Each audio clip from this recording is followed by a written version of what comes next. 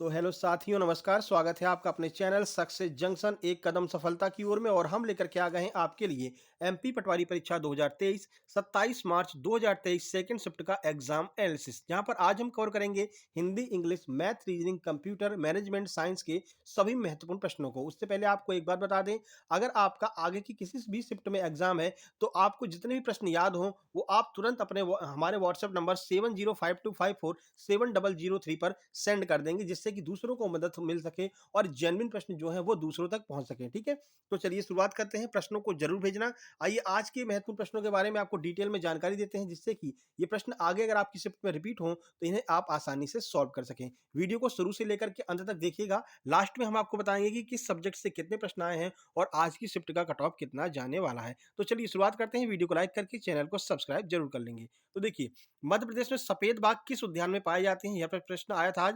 तो बांधवगढ़ राष्ट्रीय उद्यान में मध्य प्रदेश में सफेद बाघ पाए जाते हैं। ठीक है, अगर उद्यान पूछते हैं तो बांधवगढ़ राष्ट्रीय उद्यान है, अगर स्थान पूछते हैं तो रीवा में सबसे ज्यादा सफेद बाघ पाए जाते हैं। चलिए कुछ जानकारी देखते हैं। तो मध्य प्रदेश के उमरिया जिले में स्थित बांधवगढ़ राष्ट्रीय उद्यान शुरू से ही मनोरंजन का केंद्र रहा है। वर्ष 1968 में इसको बनाया गया बांधवगढ़ राष्ट्रीय उद्यान को, और इसमें सबसे ज्यादा विश्व भर में अपने सफेद बाघों के लिए बांधवगढ़ राष्ट्रीय उद्यान जो है जाना जाता है, उमरिया में स्थित है। ठीक है, बाकी अगर स्थान की बात करते हैं तो मध्य प्रदेश के बघेलखंड क्षेत्र में रीवा सफेद बाघों के लिए जाना जाता है।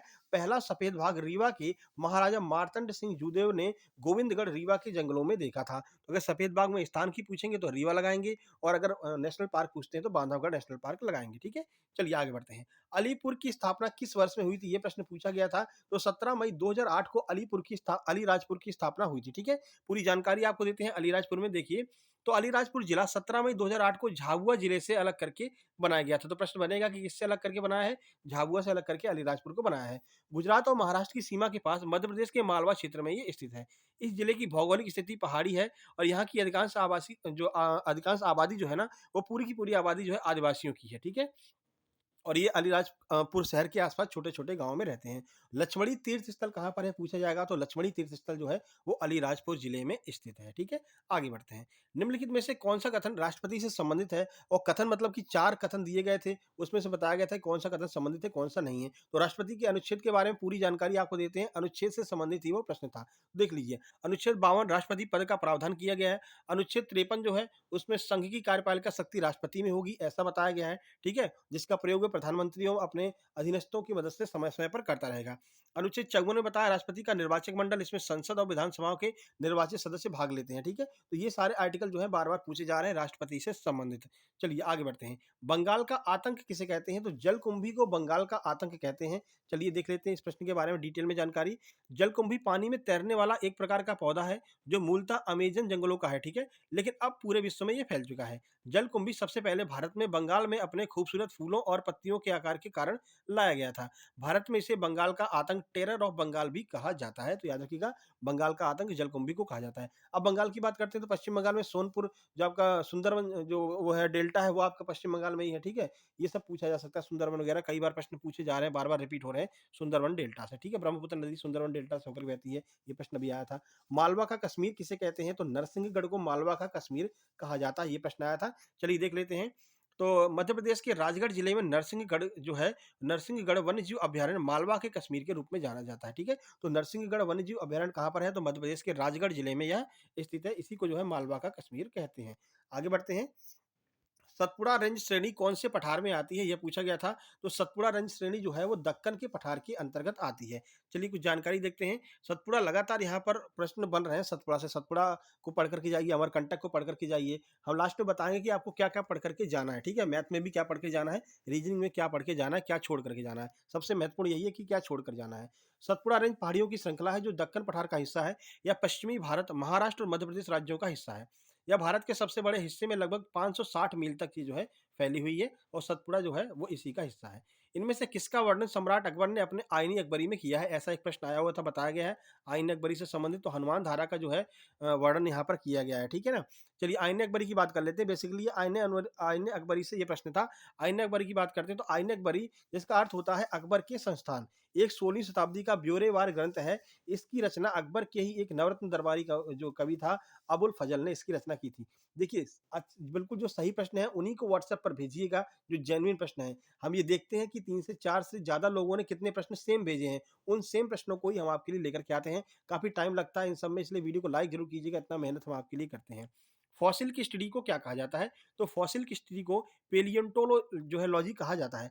पेलियोंटोलॉजी फॉसिल की स्टडी को कहा जाता है। कुछ जानकारी आपको देते हैं तो जीवाश्मिकी या फिर जीवाश्म विज्ञान या पैलेंटोलॉजी भौमिकी की वह शाखा है जिसके संबंध भौमिकीय गुणों के उन प्राणियों और पादपों के अवशेषों से हैं जो अब भूपर पट्टी के सेलों में ही पाए जाते हैं। यानी भूपर पट्टी के सेलों के अंदर जो पाए जाते हैं, जमीन के अंदर पाए जाते हैं, जो धसे हुए हैं, उनके बारे में अध्ययन जो है वो आपका पेलेंटोलॉजी कहलाता है। ठीक है, आगे बढ़ते हैं। चंद्रगुप्त मौर्य के बाद किस शासक ने शासन किया था? तो चंद्रगुप्त मौर्य के बाद बिंदुसार ने शासक किया था। ठीक है, 298 से 273 ईसा पूर्व चंद्रगुप्त के बाद उसका पुत्र बिंदुसार सत्तारूढ़ हुआ, पर उसके बारे में अधिक ज्ञात नहीं है। जिसे वायु पुराण में भद्रसार और जैन साहित्य में सिंहसेन कहा जाता था। किसे? बिंदुसार को कहा जाता था सिंहसेन, और जैन साहित्य में सिंहसेन, और वायु पुराण में जो है भद्रसार कहा जाता था बिंदुसार को। ठीक है, चलिए आगे बढ़ते हैं। एमपी का सबसे स्वच्छ नेशनल पार्क पूछा गया है, तो ये कुछ कंफर्म नहीं हो पाया कि ऑप्शन में क्या दिया हुआ था, लेकिन अगर स्वच्छ नेशनल पार्क की बात करते हैं तो सबसे स्वच्छ एक तो इंदौर है, इंदौर में कोई नेशनल पार्क नहीं है। उसके बाद नंबर आता है भोपाल का। सबसे स्वच्छ राजधानी देश की कौन सी है? भोपाल है, तो भोपाल में कौन सा वन्यजीव अभयारण्य है? तो आपका वन विहार है, तो इसका आंसर वन विहार हो जाएगा। ठीक है, चलिए अगर सही प्रश्न आपको याद हो तो आप बताइए सही प्रश्न क्या पूछा गया था। गतिज ऊर्जा से एक न्यूमेरिकल पूछा गया था, तो गतिज ऊर्जा का सूत्र देख लीजिए, काइनेटिव एनर्जी बराबर 1/2 mv² होता है। परसों भी हमने बताया था कि इससे जो है न्यूमेरिकल बन रहे हैं, तो आज भी इससे एक न्यूमेरिकल बना हुआ था।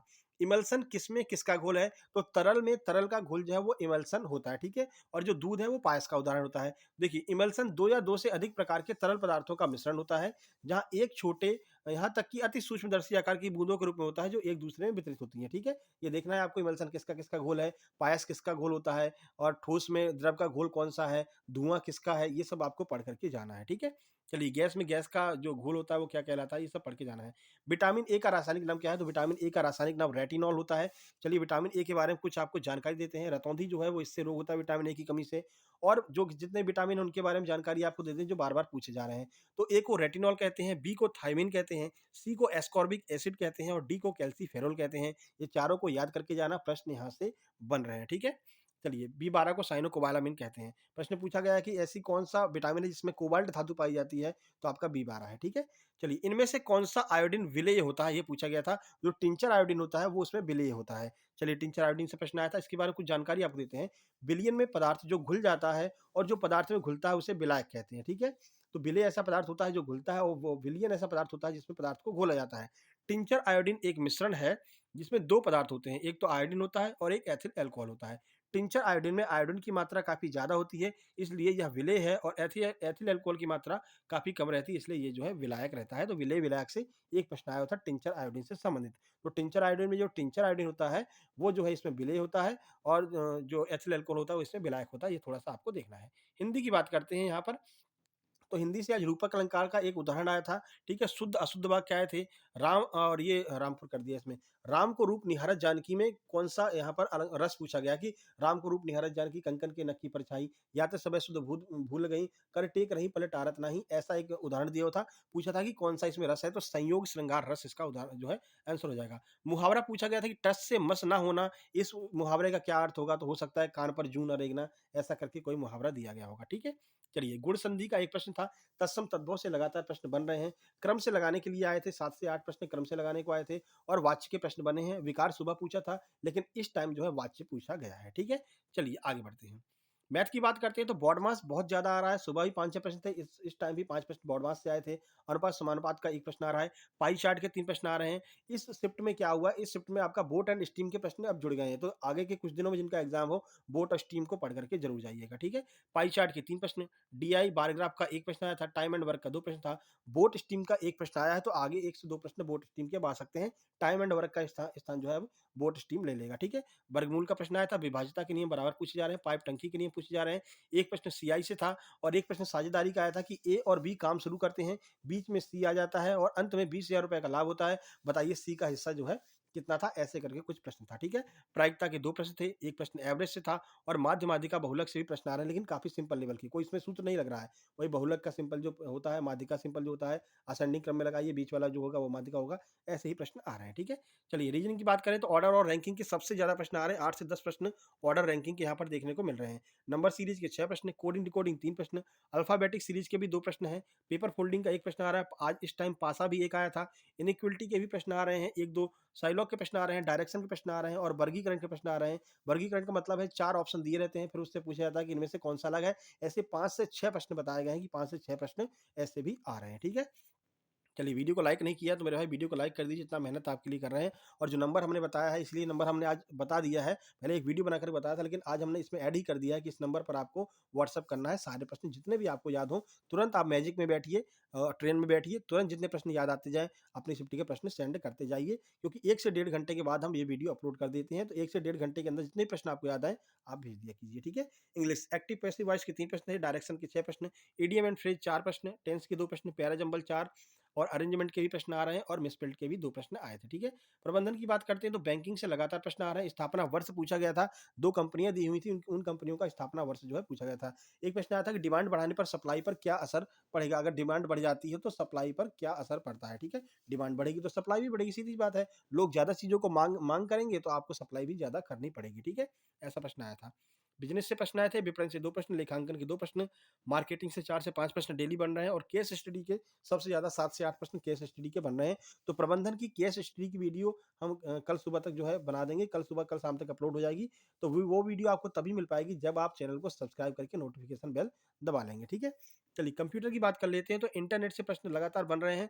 रिप्लेस की आज शॉर्टकट की पूछा गया था कि रिप्लेस किसी को करना है तो उसकी शॉर्टकट की क्या होगी, ठीक है।